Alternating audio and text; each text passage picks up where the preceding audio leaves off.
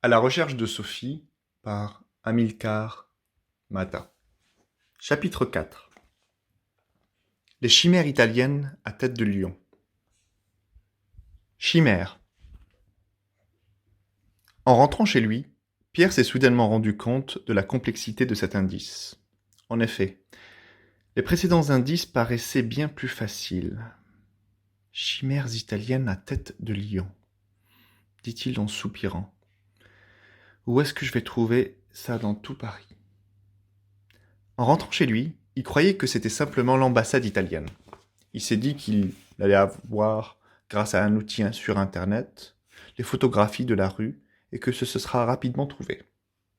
Hélas, grâce à cet outil, il voyait bien que l'ambassade italienne avait ses 4 piliers, mais pas de chimère. Soudainement, il prit conscience qu'il avait entendu souvent ce mot de chimère et qu'il croyait savoir ce que c'était. À bien y réfléchir, il ignorait le sens réel. En faisant un peu de recherche, il s'est rendu compte du peu de savoir qu'il avait sur le sujet. Une chimère était une créature fantastique malfaisante.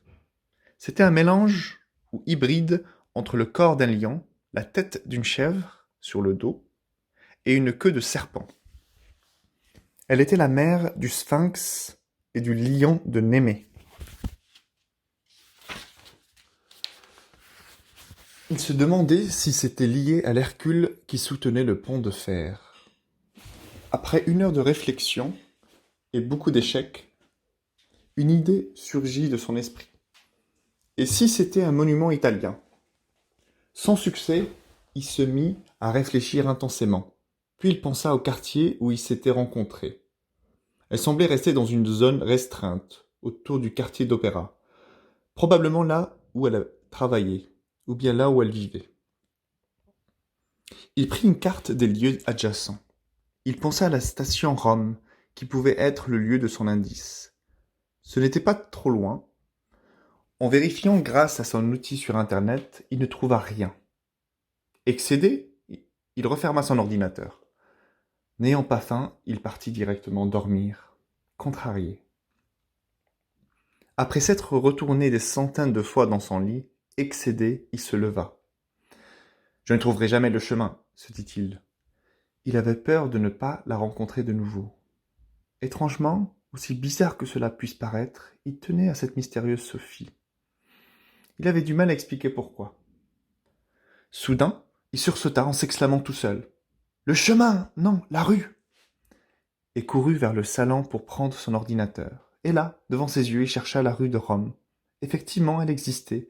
Elle n'était pas très loin de leur lieu de rencontre.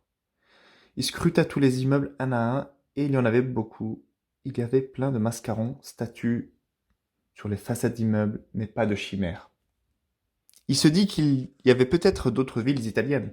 Il chercha rue de Naples, en scrutant les immeubles, rien. Il commençait à désespérer. Il était déjà minuit.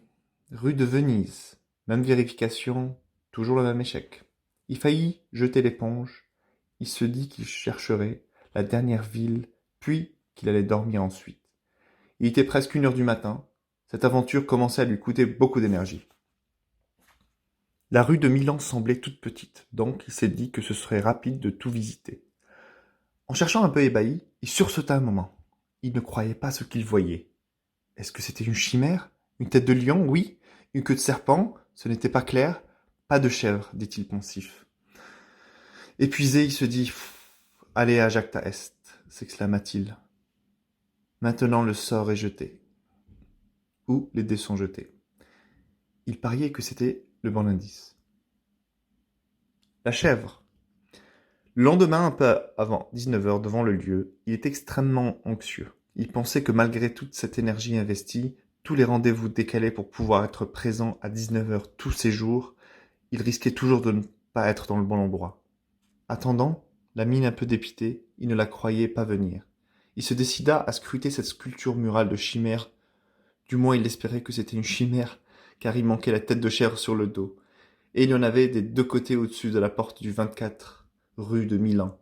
Cela lui fit rappeler la sculpture de « Bonsoir, tu as réussi à trouver, bravo !» lui dit-elle en le surprenant. « Bonsoir, tu as l'habitude de surprendre les gens ?»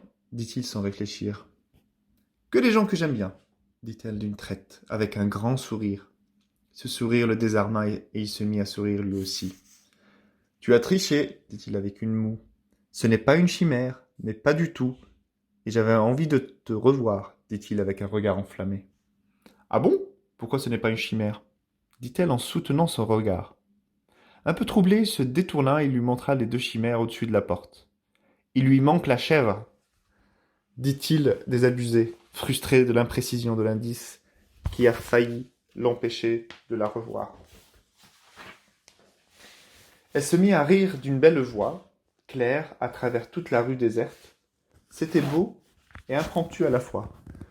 Cela le détendit, et il commença à sourire sans vraiment savoir pourquoi. « Pourquoi ris-tu » demanda-t-il avec un beau sourire. Il aimait la voir rire.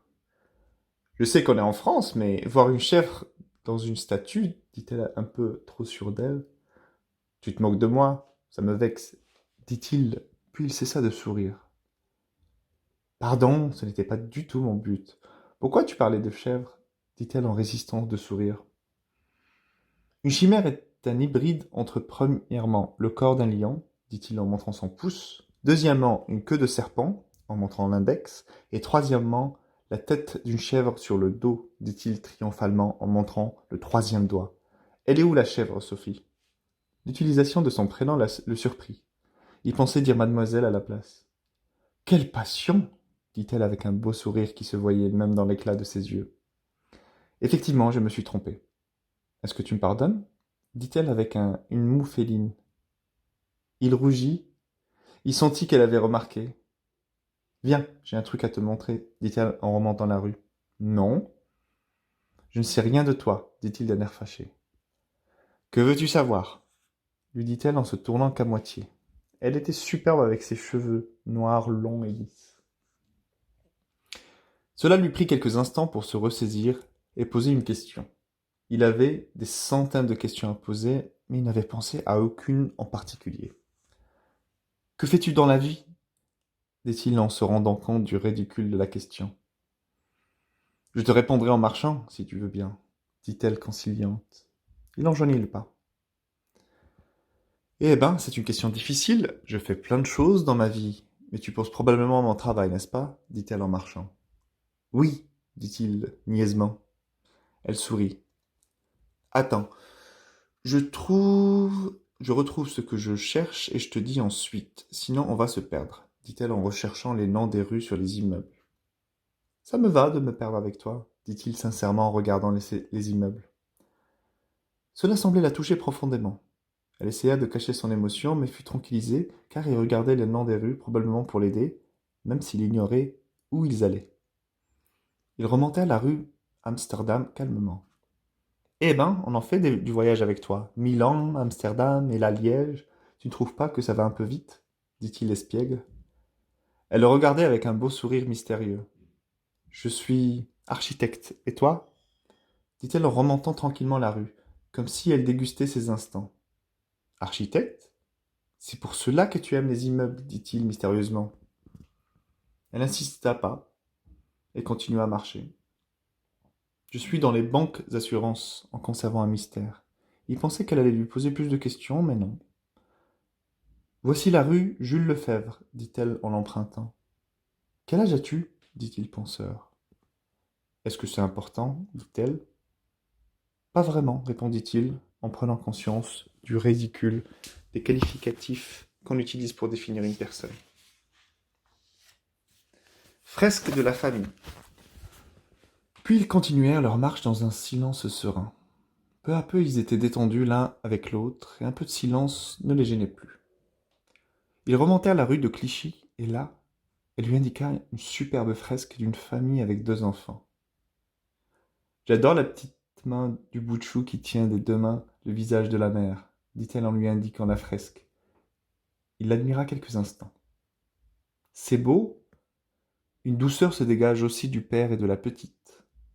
Mais le père me paraît soucieux, alors que la mère et le bébé ne semblent voir que l'un l'autre, dit-il, penseur.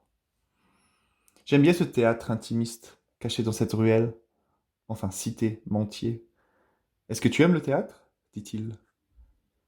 Elle semblait émue, mais il ne comprenait pas pourquoi. Soudainement, elle lui dit: Rejoins-moi demain à la statue du petit Poséidon, près de l'avenue Opéra. Tu vas te rappeler dit-elle en attendant sa réponse.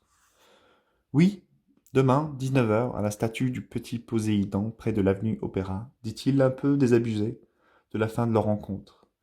Ils étaient bien, elle le comprit. Comme un éclair, elle s'approcha vite de lui, se mit sur la pointe des pieds et lui donna un baiser sur la joue qui le surprit agréablement. Il se laissa faire et sourit. Puis elle s'en alla d'un pas rapide en le regardant de dos à moitié, avec un regard espiègle.